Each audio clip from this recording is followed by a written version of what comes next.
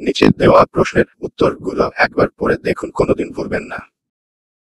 এখানে দেওয়া আছে কাব্যিক ধর্মী প্রশ্নের উত্তর এবং মনে রাখার জন্য অনবদ্য টেকনিক। প্রশ্ন 6, বাংলাদেশের আইনসভার ক্ষমতা ও কার্যাবলী আলোচনা কর। ভূমিকা: জনগণের ভোটে গঠিত হয় যে গঠন, তার নাম সংসদ, আর দায়িত্ব রাষ্ট্রীয়পণ। এই আইনসভাই হলো গণতন্ত্রের বেদি, যেখানে মানুষের আশা খোঁজে তার সঠিক সীমানা, সঠিক নীতি। সংসদ শব্দটি এসেছে ল্যাটিন পার্লামেন্টাম থেকে, অর্থ আলোচনা বা পরামর্শের স্থান। বাংলাদেশ সংসদকে বলা হয় জাতীয় সংসদ, যা একক কক্ষ বিশিষ্ট, ইউনিক্যামেরাল। এটাই হলো দেশের আইন প্রণয়ন, প্রশাসনিক নজরদারি ও জনসেবার মূল প্রতিষ্ঠান। সংজ্ঞা: আইনসভা লেজিসলেচার হলো রাষ্ট্র পরিচালনায় জনগণের নির্বাচিত প্রতিনিধি সমন্বিত একটি প্রতিষ্ঠানের, যার মাধ্যমে আইন প্রণয়ন, বাজেট অনুমোদন, নীতি নির্ধারণ সহ সরকারকে নিয়ন্ত্রণ ও জবাবদিহিতার আওতায় আনা হয়। বাংলাদেশের আইনসভার গঠন: এটা জাতীয় সংসদ গঠিত হয় সর্বমোট 300টি সাধারণ আসন দ্বারা।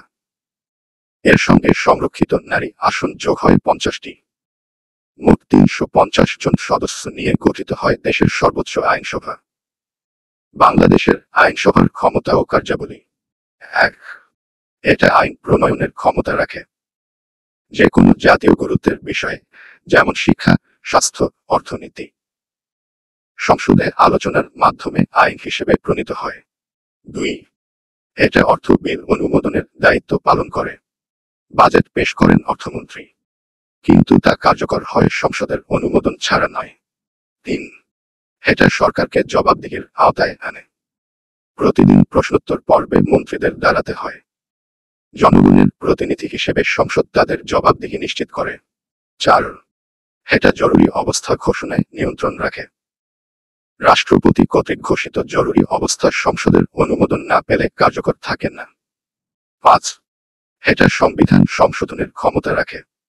সংবিধানের কোনো ধারায় পরিবর্তন আনতে হলে সংসদের 2/3 সদস্যের সমর্থন প্রয়োজন হয়।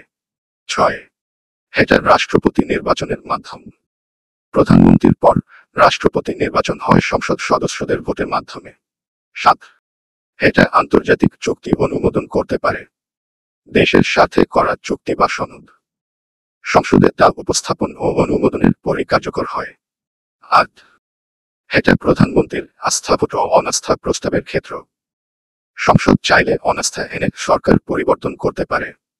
এটাই গণতান্ত্রিক ব্যালেন্সের প্রতীক। 9, এটা বিভিন্ন স্থায়ী ও বিশেষ কমিটির মাধ্যমে কাজের তদারকি করে, শিক্ষা, স্বাস্থ্য, প্রতিরক্ষা ইত্যাদি বিষয়ে। কমিটিগুলোর রিপোর্ট তৈরি করে কার্যকর তদারকি নিশ্চিত করে। 10, এটা নাগরিকদের ইচ্ছার প্রতিফলন ঘটায়, নির্বাচিত প্রতিনিধিদের মাধ্যমে। জনগণের ইচ্ছা ও আকাঙ্ক্ষা সংসদের মাধ্যমে প্রকাশ পায়। মনে রাখার কৌশল: এমনেমনিক। এমনেমনিক শব্দ: এল লেজিসলেশন, আইন প্রণয়ন। A approval of budget, budget অনুমোদন। ডাব্লিউ ওয়াচ ওভার মিনিস্টার্স, মন্ত্রিসভার ওপর নজরদারি। জি গভর্নমেন্ট অ্যাকাউন্টেবিলিটি, সরকারের জবাবদিহিতা। ও ওভারসাইট ভা কমিটিস, কমিটি তদারকি। V vote of confidence, no confidence, আস্থা ভোট। ই এমার্জেন্সি কন্ট্রোল, জরুরি অবস্থা নিয়ন্ত্রণ। আর রেটিফাই ট্রিয়েটিস, আন্তর্জাতিক চুক্তি অনুমোদন। এন নমিনেশন অফ প্রেসিডেন্ট, রাষ্ট্রপতি নির্বাচন। উপসংহার: বাংলাদেশের সংসদ কেবল আইন প্রণয়নের ঘর নয়, এটা জাতির মানচিত্র আঁকে, ভবিষ্যতের পথরেখা নির্ধারণ করে। যেখানে মানুষ ভোট দেয়, আশা করে, প্রশ্ন তোলে, সেই জায়গা যেন হয় পবিত্র, স্বাধীন ও স্বচ্ছ। সংসদ যত বেশি কার্যকর, গণতন্ত্র তত বেশি প্রাণবন্ত। এটাই শেখায় আমাদের সংবিধান, ইতিহাস আর ভবিষ্যতের প্রয়োজন। সেই কারণে সংসদ যেন থাকে দুর্নীতিমুক্ত, নাগরিকমুখী, আদর্শ সমৃদ্ধ। এটাই হোক আমাদের অঙ্গীকার, আমাদের শক্তি, আমাদের সংবিধান প্রসূত বাণী। প্রশ্ন 7, বাংলাদেশের রাজনীতিতে সামরিক বাহিনীর হস্তক্ষেপের কারণসমূহ চিহ্নিত কর। ভূমিকা: গণতন্ত্রের কচি ডালে যখন ফুল ফোটে, তখন তার আশপাশে থাকে দুর্যোগ, প্রলোভন আর প্রতিযোগিতার তোপে। বাংলাদেশের রাজনীতি সেই শৈশবকালেই পেয়েছিল সেনাশক্তির হস্তক্ষেপ। যেখানে ট্যাঙ্ক আর বন্দুকের নিচে নিস্তব্ধ হয়েছিল জনগণের নির্ভেজাল রায়। রাজনীতি হলো জনতার ইচ্ছার প্রতিফলন, আর সামরিক বাহিনীর রাষ্ট্রের সার্বভৌমত্ব রক্ষার বাহন। এই দুইয়ের সীমারেখা যখন মুছে যায়, তখন জন্ম নেয় অসাংবিধানিক হস্তক্ষেপ, বিভ্রান্তি আর গণতন্ত্রের অবক্ষয়। সামরিক হস্তক্ষেপের সংজ্ঞা। সামরিক হস্তক্ষেপ বলতে বোঝায় রাষ্ট্রের নির্বাচিত সরকার ব্যবস্থায় সেনাবাহিনী কর্তৃক জোরপূর্বক হস্তক্ষেপ করা, যা সাধারণত সংবিধান বহির্ভূত উপায়ে সংঘটিত হয়। বাংলাদেশ সামরিক হস্তক্ষেপের প্রধান কারণসমূহ: ১. এটা রাজনৈতিক অস্থিরতার সুযোগে ঘটে। 1975 এর পর থেকে একের পর এক সরকার পতন, রাজনৈতিক দলগুলোর অন্তর্দ্বন্দ্ব ও অবিশ্বাস সামরিক বাহিনীকে এনে দেয় হস্তক্ষেপের ছুতো। ২. এটা দুর্বল গণতান্ত্রিক প্রতিষ্ঠানের থেকে উৎসারিত। বিচার বিভাগ, নির্বাচন কমিশন বা সংসদের নিরপেক্ষতা ছিল প্রশ্নবিদ্ধ, যার ফলে সেনাবাহিনী রক্ষাকারী ভূমিকা নিতে চেয়েছে। ৩. এটা রাজনৈতিক দলের অনৈতিকতার প্রতিফলন। দলীয় স্বার্থে প্রশাসন ব্যবহার, দুর্নীতি ও পরিবারতন্ত্র জনগণের আস্থা হারায়, আর সেনাবাহিনী হয়ে ওঠে বিকল্প বিশ্বাস। ৪. এটা জাতীয় সংকট বা হুমকির সময় বাড়ে। অর্থনৈতিক দুরবস্থা, দুর্ভিক্ষ, সন্ত্রাস এইসব সংকটের মুহূর্তে সামরিক বাহিনীর রাষ্ট্রীয় নেতৃত্ব নিতে চায়। ৫. এটা অতিরিক্ত রাষ্ট্রপতির ক্ষমতা ব্যবহারের কারণে ঘটে। 70-এর দশকে ও 80-এর দশকে রাষ্ট্রপতিরা সেনাবাহিনীর প্রধানদের নিয়ন্ত্রণ হারান বা কখনো ইচ্ছাকৃতভাবে সামরিক ক্ষমতা ব্যবহারে সহায়তা করেন। ৬. এটা নির্বাচনী অনিয়মের প্রতিবাদ হিসেবে আসে। ভুয়া নির্বাচন, কারচুপি, একদলীয়তা এসবই সেনাবাহিনীকে জনগণের পক্ষে হস্তক্ষেপে উৎসাহ দেয়। ৭. এটা স্বল্প রাজনৈতিক অভিজ্ঞতা সম্পন্ন নেতৃত্বে ফলে ঘটে। নবীন রাজনৈতিক নেতারা রাষ্ট্র পরিচালনায় যখন ব্যর্থ হন, তখন সেনাবাহিনী মনে করে আমরা পারি রাষ্ট্রকে বাঁচাতে। ৮. এটা বিদেশি চাপ ও প্ররোচনায় ঘটে। কিছু সময় আন্তর্জাতিক শক্তির ইচ্ছাও সেনা হস্তক্ষেপকে উৎসাহ দেয় স্থিতিশীলতার নামে। ৯. এটা সামরিক বাহিনীর অভ্যন্তরীণ রাজনীতিকরণের ফল। যখন সেনাবাহিনীর মধ্যে ক্ষমতা ও পদলাভের লোভ জন্মে, তখন তারা সক্রিয় রাজনীতিতে আগ্রহী হয়। ১০. এটা সফল সামরিক হস্তক্ষেপের পূর্ব ইতিহাস থেকে অনুপ্রাণিত।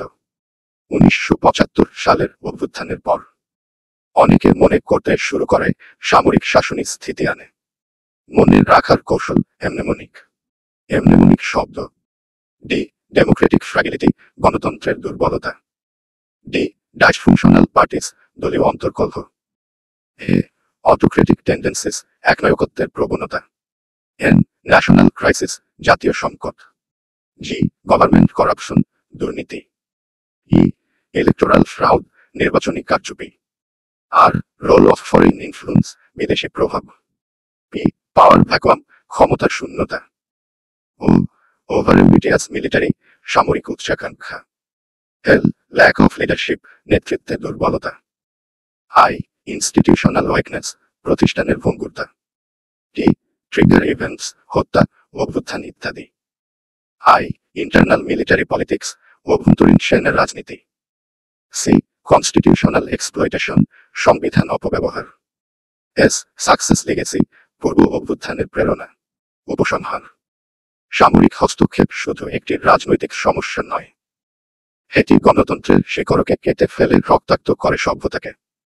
যে দেশের রাজনীতি দুর্বল, বিচার ব্যর্থ, গণমাধ্যম নীরব, সেই দেশে সেনার পদক্ষেপের পদধ্বনি শোনা যায় দূর থেকে। তবে ভবিষ্যৎ আমাদের হাতে। রাজনীতি হতে হবে স্বচ্ছ, শক্তিশালী, দায়িত্বশীল।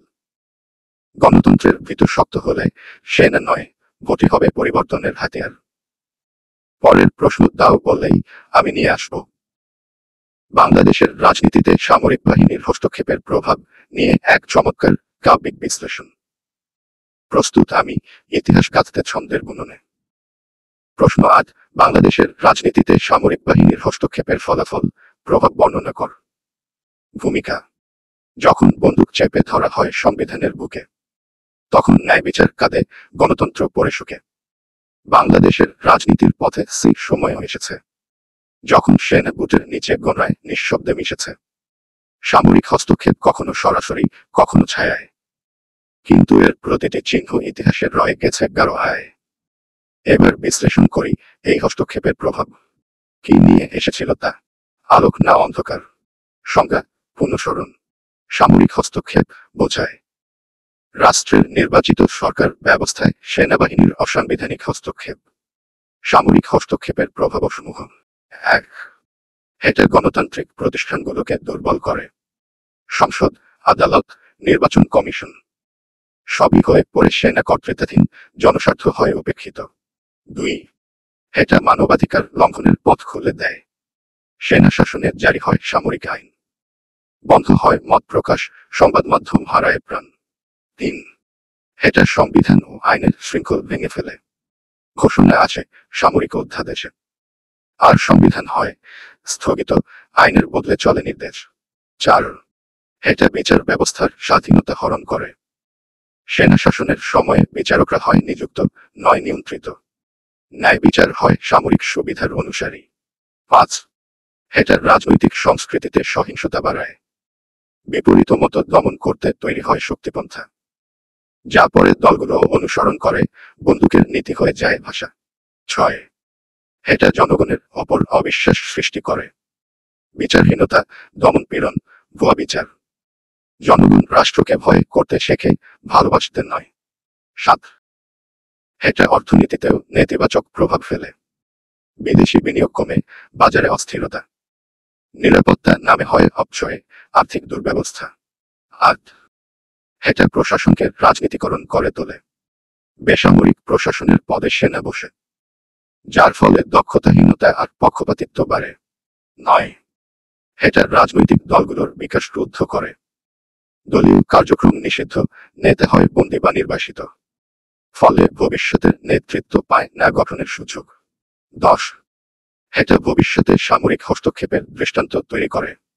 যতবার সেনাবাহিনী শাসন করেছে, ততবার এক ধরনের আইন বহির্ভূত প্রথা তৈরি হয়েছে, যা ভবিষ্যৎ অভ্যুত্থানকে বৈধতা দেয়। মনে রাখার কৌশল: এমনেমনিক।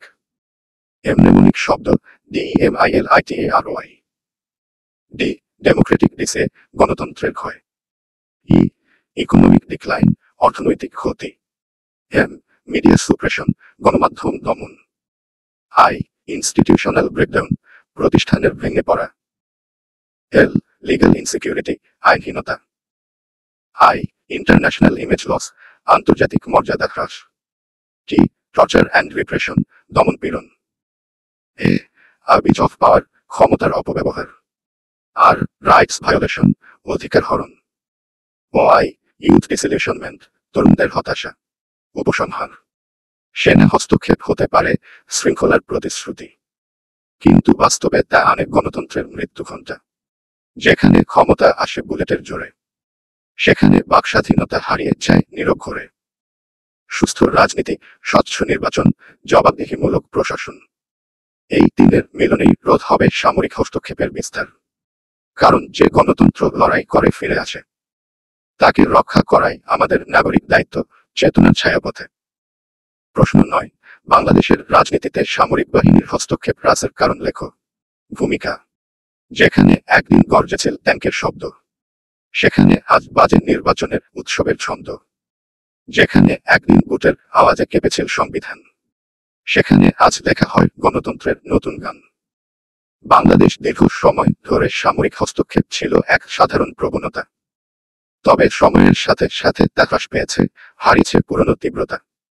আজ আমরা জানব কি কি কারণে কমেছে এই হস্তক্ষেপ, আর গণতন্ত্রের আকাশে ফিরেছে নতুন প্রত্যাশার রঙিন রূপ। সামরিক হস্তক্ষেপ হ্রাসের প্রধান কারণসমূহ: ১.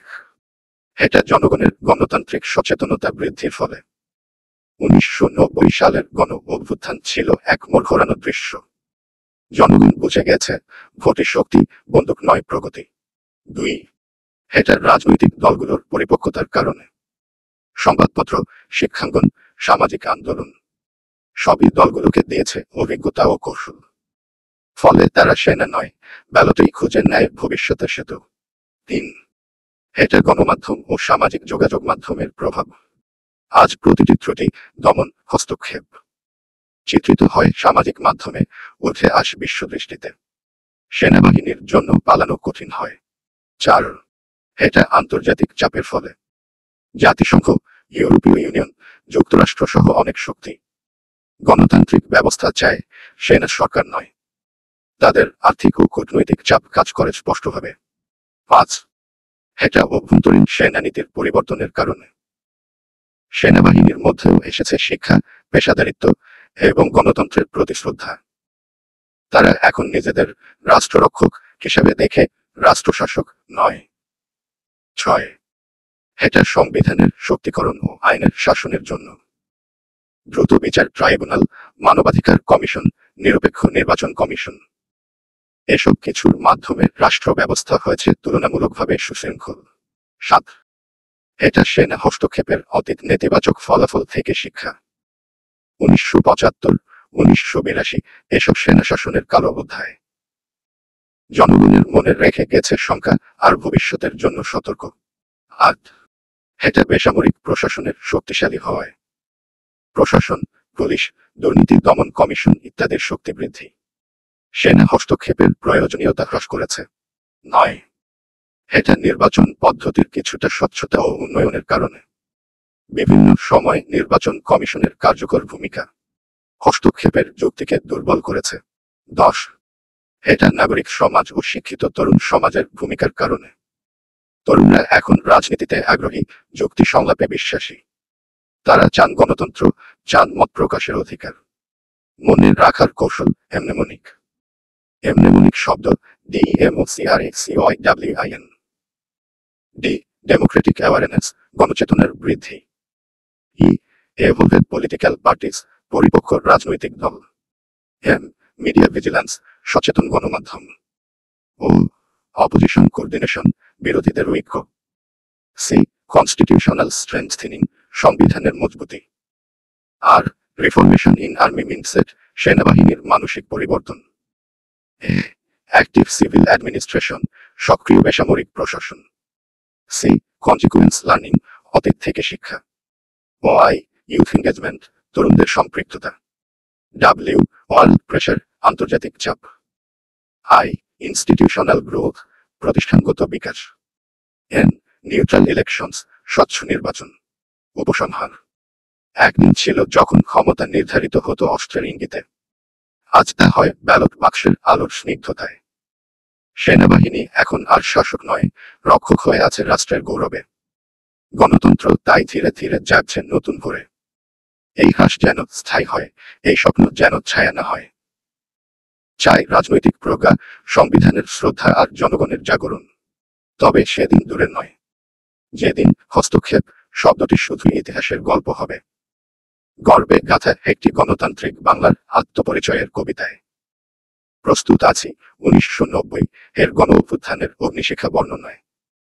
প্রশ্ন 10, 1990 সালের গণ অভ্যুত্থানের কারণসমূহ আলোচনা কর। অথবা বাংলাদেশ 1990 সনের গণ আন্দোলনের কারণসমূহ আলোচনা কর। ভূমিকা। 90-এর সেই উত্তাল ডিসেম্বর, যেখানে রক্তের রঞ্জিত ছিল গণমানুষের প্রান্তর। গর্জেছিল তরুণ, কেঁপেছিল স্বৈরশাসন। জাগরণে লেখা হয়েছিল ইতিহাসের নতুন ভাষণ। 1990 সালের গণ অভ্যুত্থান শুধু এক রাজনৈতিক পালাবদল নয়, এটি ছিল স্বৈরতন্ত্রের বিরুদ্ধে গর্জে ওঠা জনতার সম্মিলিত কণ্ঠস্বর। চলুন দেখি কেন এমন গণজোয়ার তৈরি হয়েছিল, কোন কোন কারণ মিলে সেই বিপ্লবের জ্বালানি হয়েছিল। 1990 সালের গণ আন্দোলনের কারণসমূহ। 1. এটা দীর্ঘকালীন স্বৈরশাসনের প্রতিক্রিয়ায়। 1982 সালে জেনারেল হুসেইন মোহাম্মদ এরশাদ সামরিকভাবে ক্ষমতা গ্রহণ করেন। এরপর প্রায় 9 বছর ধরে দেশ চলেছে একনায়কত্বের অন্ধকারে। 2. এটা সংবিধান ও গণতন্ত্রের অবমাননায়। এরশাদ সরকার সংবিধানকে একাধিকবার সংশোধন করে নিজের ক্ষমতা বৈধ করে। এতে জনমনে তৈরি হয় চরম ক্ষোভ ও হতাশা। 3. এটা নির্বাচন ব্যবস্থার ভেঙে পড়ায়। 1986 ও 1988 সালের সংসদ নির্বাচন ছিল কারচুপি ও অনিয়মে ভরা। জনগণ তাদের ভোটাধিকার নিয়ে অসন্তুষ্ট হয়ে ওঠে। 4. এটা মানবাধিকার লঙ্ঘনের ফলে। বিরোধী দল, সাংবাদিক, ছাত্রনেতা কেউ ছিল না নিরাপদ। আটক, গুম, নির্যাতন ছিল প্রতিদিনের বাস্তবতা। 5. এটা অর্থনৈতিক দুরবস্থার জন্য। মুদ্রাস্ফীতি, বেকারত্ব, দ্রব্যমূল্যের ঊর্ধ্বগতি সব মিলিয়ে সাধারণ মানুষ হারায় জীবনের নিশ্চয়তা। 6. এটা দুর্নীতির বিস্তার ও প্রশাসনিক অনিয়মের কারণে। এরশাদ শাসনকাল ছিল দুর্নীতিতে পরিপূর্ণ। অভিযোগ ছিল সর্বোচ্চ পদ পর্যন্ত বিস্তৃত, প্রশাসনের প্রতি আস্থা কমে যায়। 7. এটা ছাত্র সমাজের সক্রিয় ভূমিকার জন্য। ঢাকা বিশ্ববিদ্যালয় সহ বিভিন্ন শিক্ষা প্রতিষ্ঠানে গঠিত হয় ছাত্র ঐক্য। তারা ছিল আন্দোলনের অগ্রসেনা, বিদ্রোহের আগুন তারা জ্বালিয়েছিল। 8. এটা রাজনৈতিক দলগুলোর ঐক্যের ফলে। আওয়ামী লীগ, বিএনপি, বামদল সহ প্রায় সব রাজনৈতিক দল ঐক্যবদ্ধ হয়। একদলীয় স্বৈরশাসনের বিরুদ্ধে তৈরি হয় গণতান্ত্রিক মঞ্চ। 9. এটা বিচার বিভাগের অস্বাধীনতার কারণে। ন্যায় বিচারের অভাব, রায় নির্ধারণে সরকারের হস্তক্ষেপ, এগুলোতে জনগণ বিচার ব্যবস্থার ওপর আস্থা হারায়। 10. এটা আন্তর্জাতিক পরিসরে গণতন্ত্রের চেতনার উন্মেষ। বার্লিন দেয়াল ভেঙে পড়া, পূর্ব ইউরোপের গণজাগরণ, বিশ্বজুড়ে গণতন্ত্রের তরঙ্গ বাংলাদেশের যুব সমাজকে জাগিয়ে তোলে। মনে রাখার কৌশল এমনেমনিক। এমনেমনিক শব্দ DICTATORFALL। ডি, ডিক্টেটরশিপ ডিউরেশন, স্বৈরশাসনের দীর্ঘকাল। আই, ইনস্টিটিউশনাল ব্রেকডাউন, প্রতিষ্ঠানের ভেঙে পড়া। সি, করাপশন ক্রাইসিস, দুর্নীতির বিস্তার। টি, টেম্পারেড ইলেকশনস, ভোট কারচুপি। এ, অ্যাট্রোসিটি অন অপোনেন্টস, বিরোধী দমন। টি, টেনশন ইন ইকোনমি, অর্থনৈতিক দুরবস্থা। ও, অপোজিশন ইউনিটি, রাজনৈতিক ঐক্য। আর, রাইটস ভায়োলেশন, মানবাধিকার লঙ্ঘন। এফ, ফ্রাস্ট্রেটেড ইউথ, তরুণদের হতাশা ও জেগে ওঠা। এ, অ্যাক্টিভ স্টুডেন্টস, ছাত্র আন্দোলন। এল, লিগ্যাল ইনজাস্টিস, বিচারহীনতা। L, liberation of global democracy, আন্তর্জাতিক গণতন্ত্রের ঢেউ। উপসংহার। 90-এর সেই আন্দোলন শুধু সরকারের পতন নয়, তা ছিল জনগণের পুনর্জাগরণ, গণতন্ত্রের নবজন্ম। জনতার কণ্ঠরোধ হয় না গুলিতে, গণতন্ত্র থামে না বুটে। আর সে কারণেই জেনারেল এরশাদকে পদত্যাগ করতে হয় 6 ডিসেম্বর 1990 সালে। এই আন্দোলন আমাদের শেখায়, গণতন্ত্র একবার হারালেও ফিরে আসে জনতার ঘামে ভেজা স্বপ্নে। তাই মনে রাখি। চলুন এবার প্রবেশ করি বাংলাদেশের রাজনৈতিক ব্যবস্থার অন্তর্গত এক সূক্ষ্ম অথচ প্রভাবশালী অধ্যায়। প্রশ্ন 11, বাংলাদেশের সংসদীয় গণতন্ত্রের সমস্যা ও সম্ভাবনা ব্যাখ্যা কর। ভূমিকা। গণতন্ত্র এক অমূল্য রত্ন, জনতার বিশ্বাসে গড়া। যেখানে প্রতিনিধি নয়, প্রতিনিধিত্বই হয় বড় কথা। সংসদীয় ব্যবস্থা তার শাখায় শাখায় প্রসারিত। তবু কি সবুজ পাতায় পূর্ণ এই বৃক্ষ? নাকি কিছু শুষ্কতা আজও রয়ে গেছে? বাংলাদেশের গণতন্ত্র একটি সংসদভিত্তিক ব্যবস্থায় পরিচালিত, যেখানে প্রধানমন্ত্রীর নেতৃত্বেই চলে প্রশাসনের মূল গতিপথ। এই ব্যবস্থা যেমন সম্ভাবনার আলো জ্বালে, তেমনি সমস্যার ছায়াও পড়ে এর গায়ে। সংসদীয় গণতন্ত্রের সমস্যা 1, এটা একনায়কতান্ত্রিক প্রবণতা। বহু সময় ক্ষমতাসীন দল সংখ্যাগরিষ্ঠতার অপব্যবহার করে, ফলে সংসদ হয়ে পড়ে কেবল সরকারি সিদ্ধান্তের অনুমোদন যন্ত্র। 2, এটা বিরোধী দলের ভূমিকা হ্রাস। বিরোধীদের সংসদে অবদান সীমিত, প্রতিনিয়ত বর্জন, মারামারি, উত্তেজনা। তর্কে নয়, তুমুল ঝড়েই চলে সংসদ কার্যক্রম। 3, এটা দলীয় অনুশাসনের কড়াকড়ি। সংসদ সদস্যদের স্বাধীন মত প্রকাশ প্রায় অসম্ভব। দলীয় হুইপ মানতেই হয়, না হলে হারাতে হয় আসন। 4, এটা নির্বাচন ব্যবস্থার অস্বচ্ছতা। ভোটার তালিকা, ইভিএম, প্রশাসনের ভূমিকা নিয়ে উঠেছে প্রশ্ন। নির্বাচনে অংশগ্রহণের আগ্রহ কমেছে সাধারণ মানুষের। 5, এটা দুর্নীতির বিস্তার ও জবাবদিহির অভাব। সংসদীয় তদন্ত কার্যক্রম দুর্বল। প্রতিমন্ত্রী ও সংসদ সদস্যদের আর্থিক আচরণ অনিয়ন্ত্রিত। 6, এটা সংসদে কার্যকর বিতর্কের অভাব। মূলত দলীয় প্রচার ও সরকার বিরোধী বাকযুদ্ধেই সীমিত। নিরপেক্ষ ও জনবান্ধব নীতি নির্ধারণ হয় কম।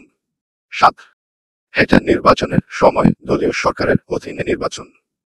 নির্বাচনকালীন সরকার ব্যবস্থা না থাকায় প্রশ্নবিদ্ধ হয় নির্বাচন, যা গণতন্ত্রে আস্থা হারানোর অন্যতম কারণ। 8, এটা রাজনৈতিক সহিংসতা। সংসদ ও রাজনীতির বাইরে বিরোধিতার পথ হয় হিংস্র।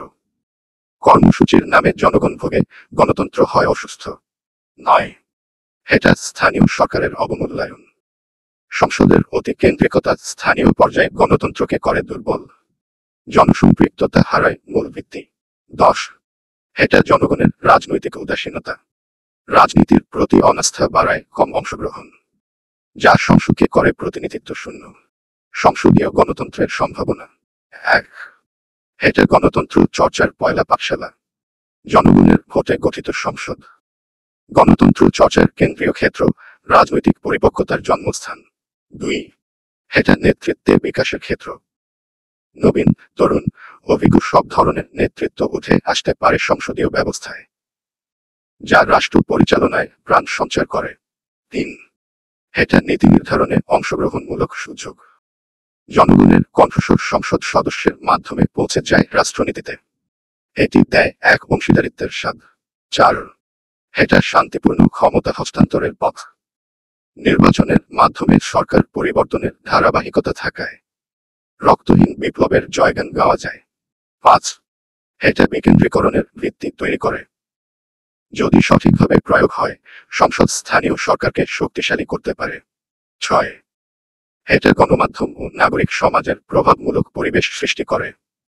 সংসদ কার্যক্রম প্রচার হওয়ায় গণতন্ত্রের স্বচ্ছতা বাড়ে। 7. এটা আন্তর্জাতিক গ্রহণযোগ্যতা বৃদ্ধি করে। সংসদীয় গণতন্ত্রের উপস্থিতি বাংলাদেশকে আন্তর্জাতিক মহলে দেয় ইতিবাচক ভাবমূর্তি। 8. এটা অর্থনৈতিক স্থিতিশীলতার ভিত্তি দেয়। রাজনৈতিক স্থিতিশীলতা বিনিয়োগ বাড়ায়, যা অর্থনীতিতে প্রসার আনে। 9. এটা শিক্ষার প্রসারে অনুপ্রাণিত করে।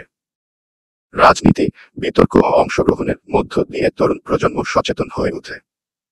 10. এটা জাতীয় ঐক্যের প্রতীক হতে পারে। বিভিন্ন দলের প্রতিনিধিত্ব থাকলে সংসদ জাতীয় ঐক্যের মঞ্চ হতে পারে। মনে রাখার কৌশল এমনেমনিক। এমনেমনিক শব্দ PARLIMENTHOP। Problems P. Power concentration. A. Absence of opposition rule. R. Rigged elections. L. Lack of debate. I. Ineffective oversight. A. Authoritarian leadership. M. Media censorship. E. Electoral mistrust. N. Nepotism. T. Tension এবং violence. Hoax. H. Honest representation. O. Open debate. P. Participatory lawmaking. E. Empowered local governance. উপসংহার: সংসদীয় গণতন্ত্র হল এক অজস্র সম্ভাবনার গন্ধমাদন। তবে তার পথে বিছানো রয়েছে কাটার সজ্জা, দুর্নীতির জটিলতা এবং রাজনৈতিক কুৎসা। এই ব্যবস্থা যে সফল হবে তা নির্ভর করে জনতার জাগরণ, রাজনৈতিক সদিচ্ছা ও প্রতিষ্ঠানের সুশাসনের উপর। তাই বলি, সংসদ যেন হয় আলোয় ভরা, যেখানে নীতির আলোয় উঠুক প্রতিটি জনতার ধ্বনি ধরা।